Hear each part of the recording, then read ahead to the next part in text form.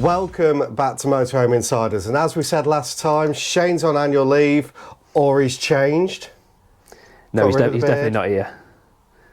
He's definitely not here. He would not get away with this. No, that's true. No, and having a wife who also cuts hair would not get away with this as well. That is also true. That's also true. We'd like to welcome Liam, our senior buyer, to the Motorhome Insiders. Thank you for having me. You're welcome. And you're not only our senior buyer, you're also our resident stato.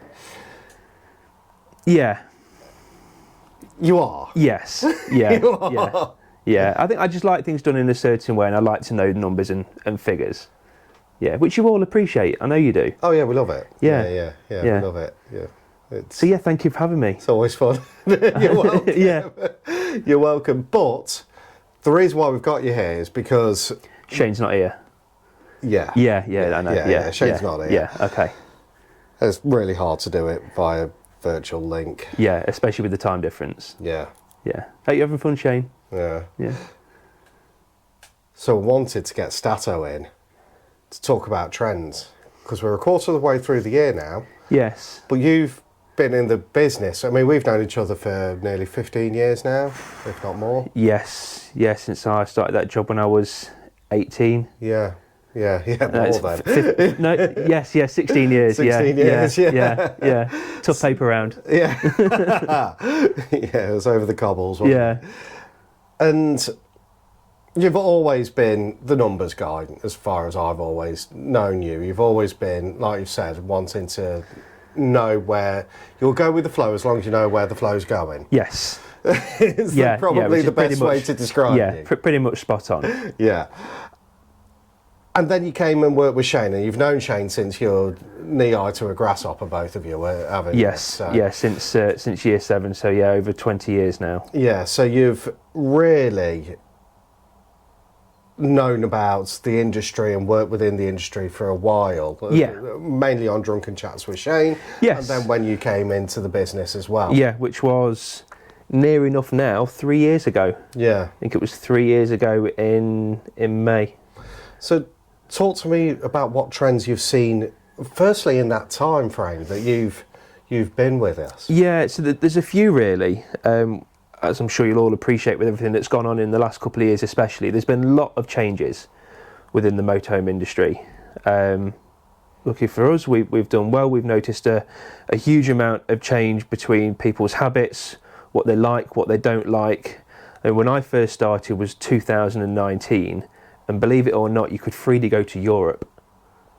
I know. It was actually No secondary passports? No secondary passports. No 90 days? No, it was literally, if you wanted to go, you could go.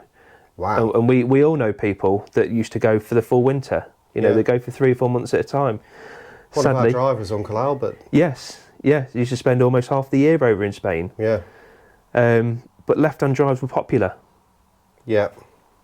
They really were, because it was an option for people who wanted to go and travel Europe freely, go from country to country, didn't want to be tied down to flight times or this location by that day.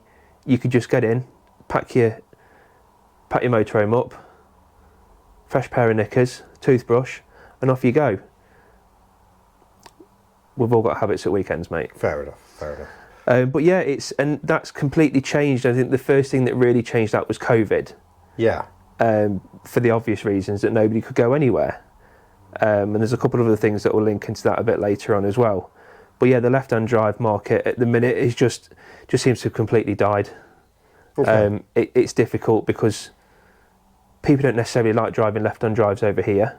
Yeah, you're in the ditch all the time. Exactly. I remember the first left-hand drive I went to pick up with you. Yes. That was the tightest drive I've ever had to get out of still. No, you had lots of room on either side. It's just that you had the middle line in the middle of the motorhome. Yeah.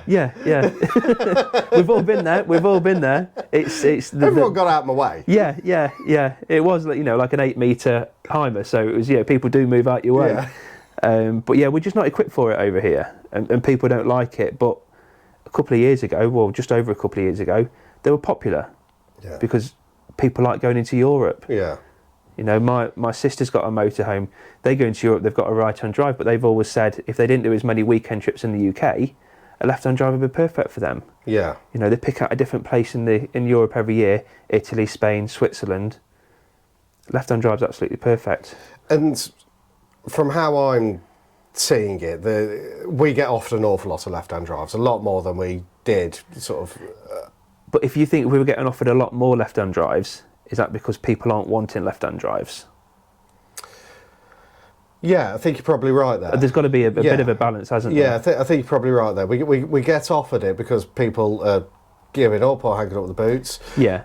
But their perception is probably 5 years in the past. Yes. Of where they think that motorhome's going to be value-wise. Because probably their last significant trip was pre-COVID and into Europe. Yeah. And because nobody's been able to go anywhere really until the last sort of 6 months or so, that's, you know, fresh in their mind still. Yeah. So what else? Talk to me more. I think another one from a couple of years ago, the big tag axles were popular. You know, the 4.5, 5 ton beasts. Yeah. And they're not so anymore. And I think that's partly to do with a bit of a younger generation coming in. That don't have the C1 licence. Yeah, you're just going through your tests now, aren't you? Theory test passed, practical booked in. Unfortunately, due to how busy we are, it's not booked in till November, but we're there. We're there. It's down. And yeah, it just makes it awkward for people that, you know, want to go out. I think the only thing you really struggle on is with some of the lighter ones is the payload. But the designs of some of the newer ones are so good. They're making it so ingenious, and they're making them the build lighter and lighter. Subsequently, the payload's getting bigger and bigger. Yes. Every year we're seeing that change just gradually move through. Yeah, and there's a lot more that are coming down. You still get some that were built on a 3.5 ton chassis that people have had them upgraded because they want to have a bigger payload. Yep. You know, if they've got a family, it's hard to take, you know, 3, 4, 5 people away with 400 kilograms. So if someone gets offered one that's now 3 3/4 ton, 3,750. Yeah. In odd terms. Yeah. I was trying to do the maths in my head. I know. Yeah. Is it easy to get it down weighted back to the 3.5 if they haven't got the licence? Yeah, it is relatively easy, depending on if any changes have been done. But normally it can just be through the DVLA, which obviously can take its time with anything through there. Okay. But it is an option. Although, you know, if you wanted to go and drive something bigger, you passed your test. 1997, I think, was the cut-off. Let's not talk about this. You were just before. Let's not talk about this. Yeah, just before. Let's not talk about this bit. Grandad's licence. Yeah. Cheers, mate. But you could do that if you wanted it. You know, if you've got a race team. Yeah. You know, you're needing to take like an Argos 747. You know, you can fit some bikes in the back of it. Yeah. Then obviously you're going to need to do that, or find somebody to drive it for you. Absolutely. Yeah. Yeah. So there's. I think it's definitely kind of shifted away from that. We know we've struggled a bit with some of the heavier stuff. Yeah, definitely. The heavy and the older stuff have been really big no-nos recently. Yeah. And then if they're left-hand drive as well, it's been... Well, yeah. You've got the double whammy of It's it makes the market quite niche. Yes. Massively so. Narrows it down. Yeah. Anything else that you can see? I think kind of tagging on the back of that. I've noticed there's a lot of axling on the back. Tag axling, clever. I like that. Yeah. We haven't even that's what we've got him for. Nothing else. No. There's a lot of people now, because they can't go into Europe, they're wanting to do UK trips. So many people now I speak to are looking for something that's sub 6 metre. Okay. Yeah. People also, because storage prices have gone up, people want something they can fit on the drive. Yeah. And the majority of the time that is going to be that sub 6 metre van. So are you talking camper van, or are you... Both. I think obviously the camper vans are completely separate, which you touched on in one of the last podcasts. It's almost separate. The VW world is a world of its own. Yeah. I think the high top vans are becoming very popular. Yeah. Because the Fiat Ducato and the Peugeot Boxer. Yeah, because the layouts are so ingenious. I mean, we've had an Autosleeper Warwick XL, which has got like a decent sized lounge at the back with 2 big bench seats. Yeah. Or you've got one of my favourites, which is the Autosleeper Kingham. Kinghams are lovely. Because you've still got the bench seat in the front, you've still got the captain seats, but in the back you've got a French bed and a bathroom. That Wild Axe that we had only 2 Yeah, weeks ago. yes, That was lovely. yeah, the Solaris. Yeah. Yeah. Yeah, that was So really the nice. designs of them are so good now that, you know, if people want to go to Cornwall and Devon, it's become a lot more popular since the travel to Europe has almost ceased or certainly reduced a lot. Yeah. Those roads aren't equipped for a 7-8 metre. You're not going to take an American Beast down to Cornwall, are you? No. Or you're not going to get it. You might get it stuck if you take it there. Yeah. But a lot of people like the fact that they can go, and if you forget something, you think, oh, I'm going to need to nip to Tesco, or the supermarkets are available. You can just nip Aldi in. in my case. Yeah. You can just nip in your van and go there still. Yeah. You might need to take up a space and a half, but you're not going to struggle to get a big sort of 8 metre tag axle or even just some of the normal single axle motorhomes in and around the towns. Yeah. And if people, well, we speak to a lot of people as well that are actually going from motorhomes to caravans because of that fact. They want to be able to drop something off and then get in a car and go.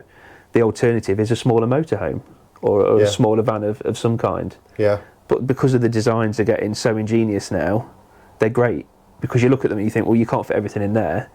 And you get in, you've got a fully equipped kitchen. Yeah. You've got a toilet with a shower, a French bed. And some of them are even doing pop tops as well now. Yeah. So You've got the lounge areas. You've got absolutely everything you need. You are giving up a bit of space, but you know, it's not. What's the great outdoors for? Exactly. Yeah. Get your own in out. Get the barbecue, couple of beers.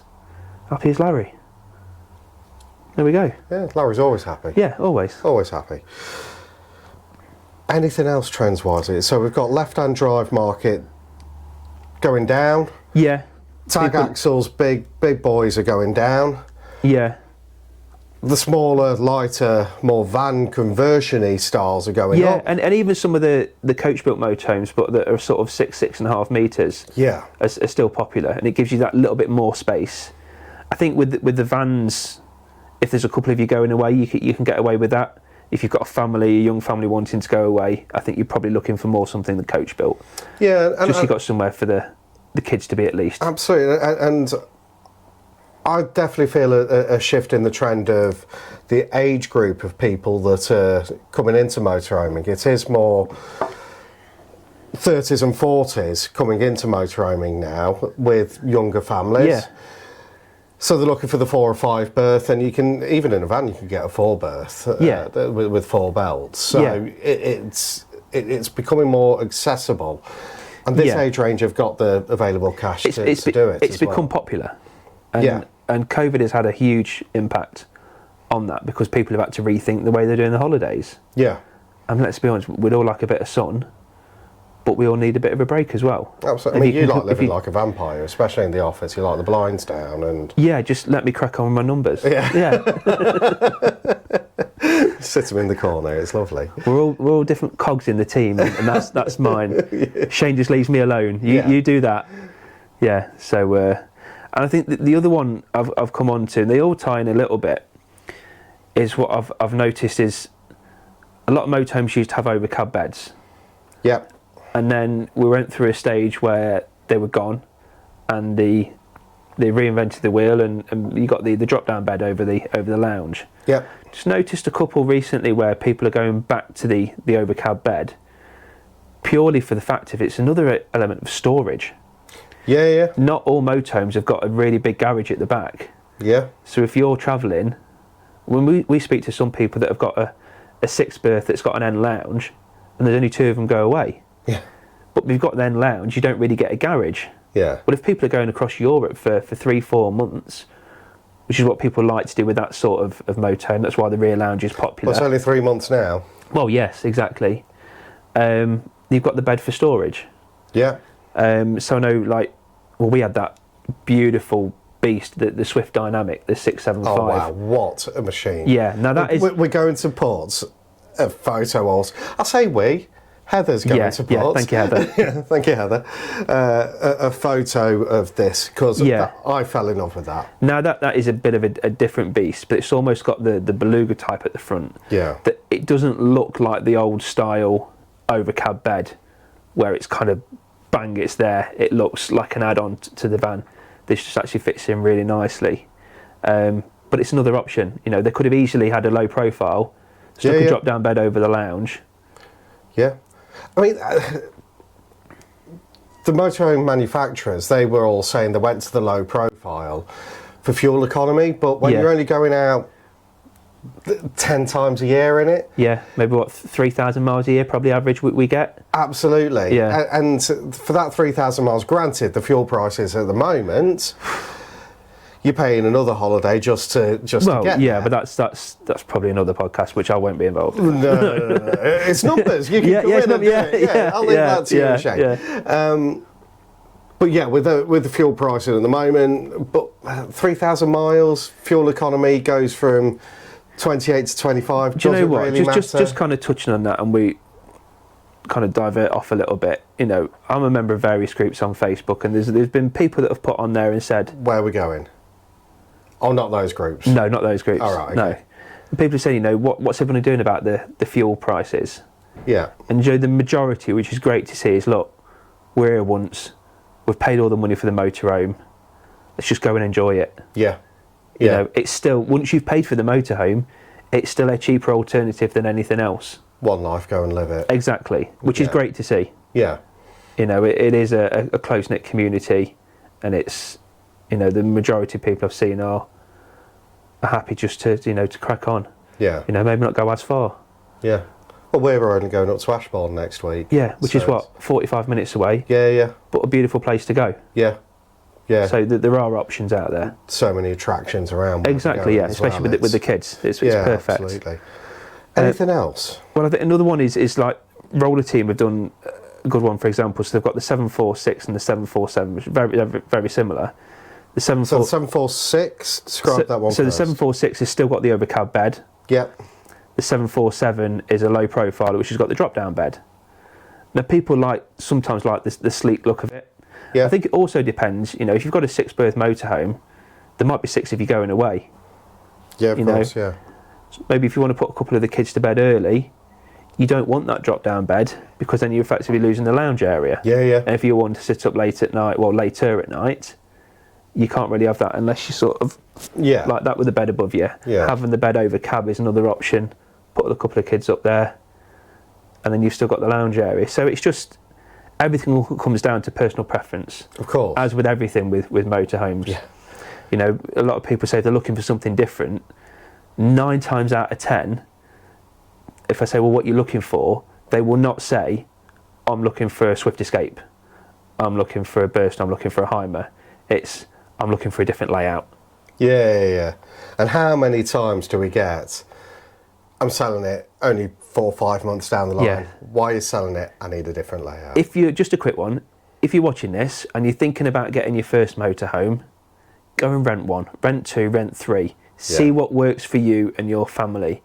Because what you don't want to do is spend a huge amount of money, you know, and even sort of 15, 20,000 is the cheaper end of the market. It's still a huge amount of money. Yeah. To spend on something that isn't going to Averaging work. on a forecourt now around 40,000. Oh, easily. Yeah. Easily, especially when all new motorhomes have gone up. Yeah. Everything's gone up alongside with it. Yeah. Work out what's best for you, because it can be expensive if not. Yeah, and you're not always going to get retail pricing for it. No. When you sell it on. No. And especially if you've made that error early on, it's quite a kick to take. Yes. Yeah. Which nobody wants. No. We don't want to be delivering that news. No. We prefer to be second delivering the news and someone else does it. But it is the news that someone's going to deliver if you are looking at changing that early on. So just work out what you think is best for you. Yeah. Because the majority of the time, your first thought won't be the actual one. No, or the right one anyway. Yeah, absolutely. So many times. Yeah. Anything else? I think that's covered the main ones that I've seen. What do you think going forward then? Well, is there any patterns for the rest of this year? So we know left-hand drive market's challenge at the moment. We know that the big boys are a challenge at the moment. We also know that the popularity is going to panel van or slightly bigger van conversion and smaller motorhome style. Do you know what I think as well is some of the extras that you get on motorhomes now and what people see as essential, which is I think another way with how things are going. Okay. It used to be, you know, you've got your solar panel, you might have your inverter, you want to go off grid. So many people now, one of the things they highlight, it's got onboard Wi-Fi. Yeah, very true. Yeah. You know, people say, you know, have you got a TV? Yeah, we don't use that because we've got tablets, we've got phones, we've got laptops. Sync it straight up to the Wi-Fi and off you go. Yeah.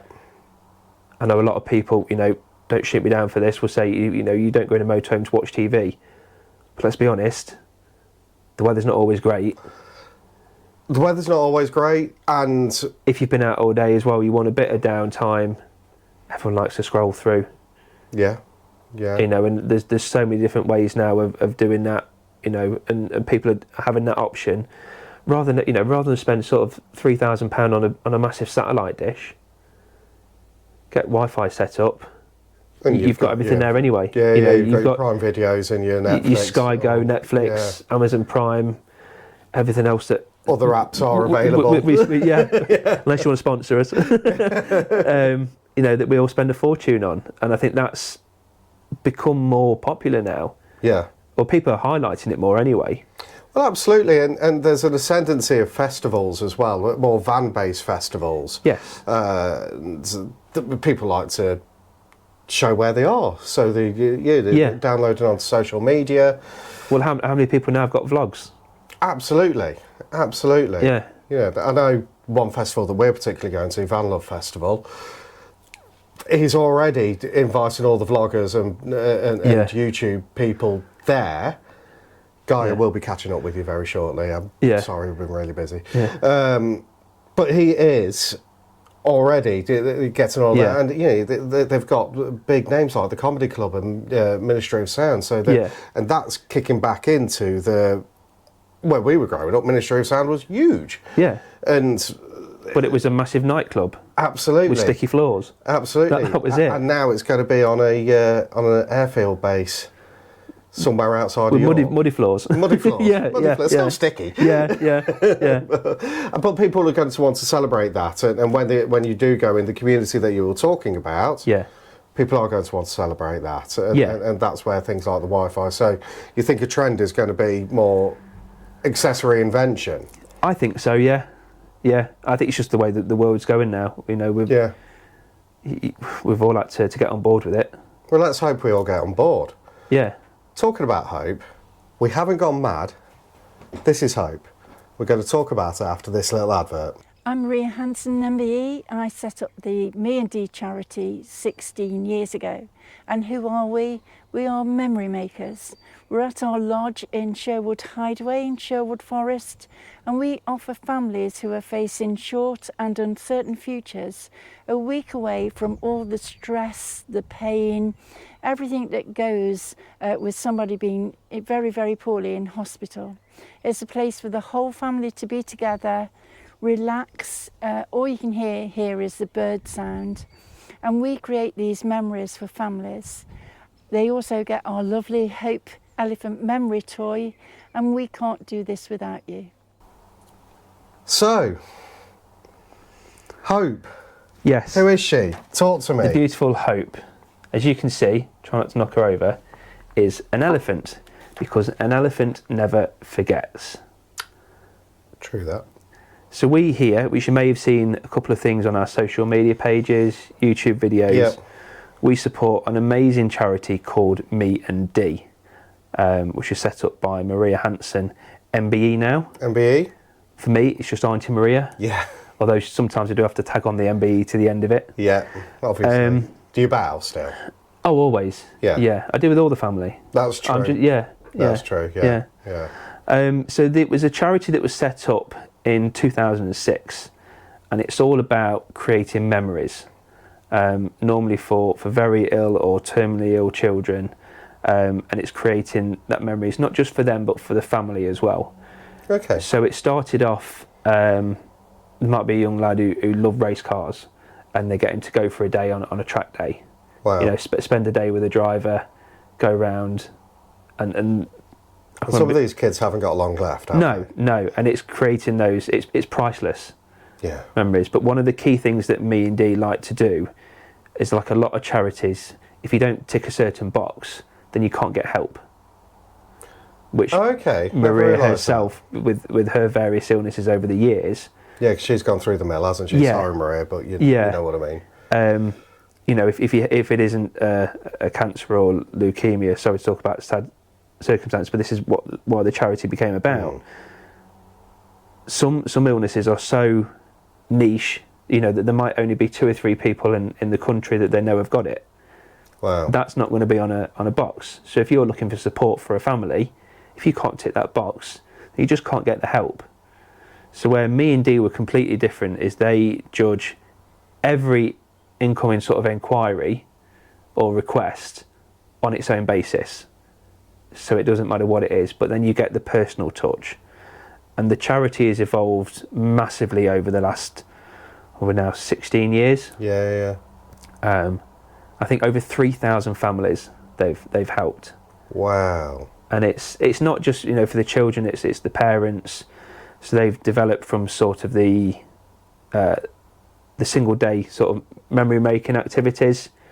You know, it might be the track day, the track day, or yeah, you know, going to see the princesses, or you know, going to a football stadium and having a tour around.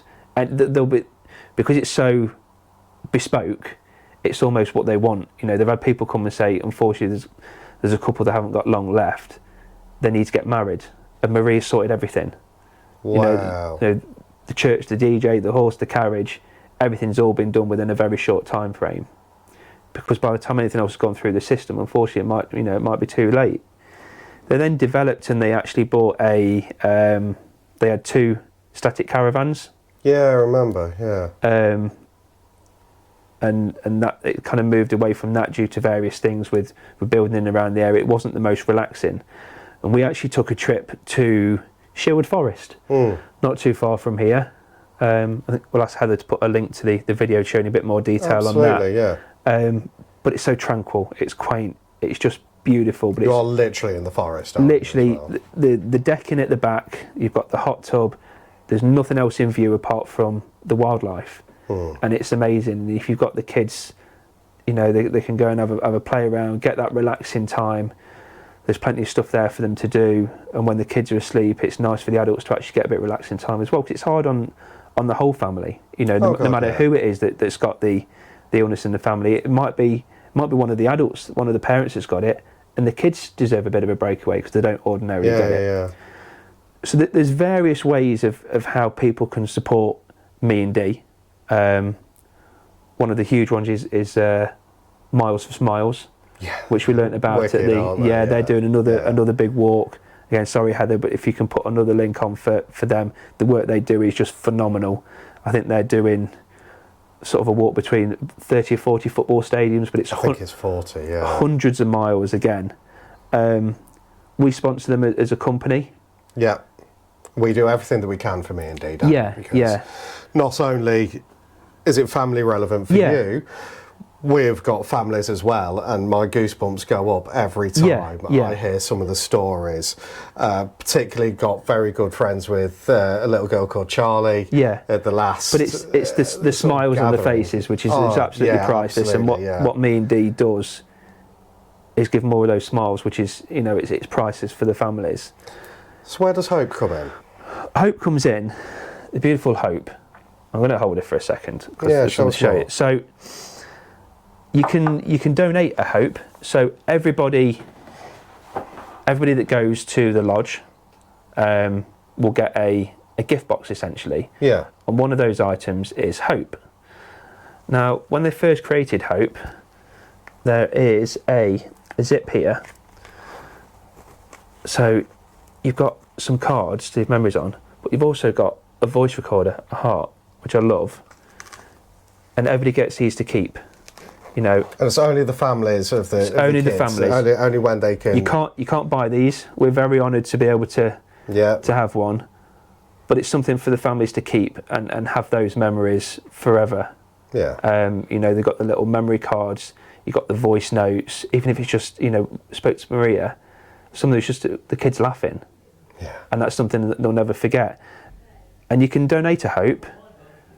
Only £25. You can buy a Hope, can't you? You can buy a Hope, and then you can also leave your message via the website, which again there'll be another link for, which goes to the family.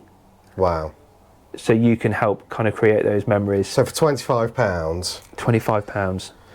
you can buy one of these virtually, but you Yeah. don't get it. It actually goes to a family Yeah, that needs a bit of hope in their life. yeah. Which is just, I think it's a... Stay there, hon. Yeah. Sit.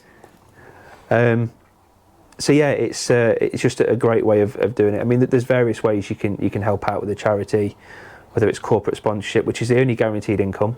Yeah, You know, yeah. There's nothing government supported. Everything is self-funded, and they do an amazing job with that. But yeah, I've bought a couple of these in the past, and I've bought a couple. yeah, Yeah. and it just makes you feel happy that you're giving happiness to someone else. Yeah, absolutely. And the reason why we have a hope Yes, is we've got Little Hope's Adventures, because we Yes. go to some beautiful places, don't we? we do sometimes. There's some not so beautiful Yeah. places. We won't mention them. No, but no. We don't take hope to them not so beautiful places. No. But we do. Most people that have got motorhomes live in nice parts of Yeah, the world yeah. and live in nice areas. And especially where we are in Burton-on-Trent, we ain't got no seaside near us. So if ever we go to the sea... Got Matlock Bath. It's like this Yeah, is just the Matlock seaside without the sea. Yeah, absolutely. Yeah. I'm going to Matlock Bath next Yes, week, actually. yeah. Going to go on the cable cars. Yeah, Great, it's a amazing seaside town. machines. We're diverting again, but yeah, Yeah, it's a seaside town without the sea. absolutely. It's wonderful. But there are nice places. But yeah, so we're going to be taking Hope on tour, effectively. Yeah. Hope's Adventures. Hope's Adventures. So she does have a Facebook page. I believe an Instagram page is available or becoming available, but Yeah. Hope's Adventures, do follow her. She's going to be going all over the country in our motorhomes, Yeah. out to the seasides, and we just want to spread the story of Hope and the story of Me and Yeah. Dee, because they're an incredible charity. The kids that we have met are just the loveliest kids in the world. Yeah. The loveliest Yeah. kids in the world. And It's they like I said, can make a couple of them have become yeah. friends of mine Yeah. now. A very sad situation. You can put a positive spin on it, and, Oh, and yeah. that's what it's all about. It's, Yeah. it's you know, hashtag Memory Makers is the main one that Me and What was Dee that, use. sorry? Hashtag Memory Makers, Amazing. which is what Me and Dee use, predominantly. But yeah, it's an amazing charity. Find out more. If you're feeling generous, donate a Hope, because you'll be putting a smile on a child's face, for £25. 25 quid. Yeah, What's but that? that smile is priceless. Yeah, what's that? Not even a quarter of a tank of diesel, is Exactly. it? Yeah, Yeah. absolutely. Thank you so much for your time. No problem I at really all. appreciate it. And I know it's tough for you to talk about me. and No, Dee, no, it's so fine. thank you. It's sad, but I feel proud. But no, thank you for having me. Apologies for everybody tuning in to watch Shane, but I'm sure You are prettier. debatable. Yeah, Depends who we are. we'll see. He's going to come back with a tan, though, isn't he? Well, you say tan. The photo he sent us, he looked very burnt. Yes. Very Yeah. burnt. Don't worry, he'll get the lighting set up. I'm We'll sure. get the lighting right, yeah, But no, thank you for having me. Thank you, Liam. Pleasure as always. Next podcast, we're actually going to have one of our other buyers with us. We're going to have John with us. John. Yeah. Sutty. Going to invite Sutty in. Nice. Sutty's going to come in and he's going to sweep the board with motorhome maintenance. That's going to be what we're going to talk about next. Fantastic. Look forward to it. Brilliant. Thanks for watching. See you Thank you. next time. Bye. Bye.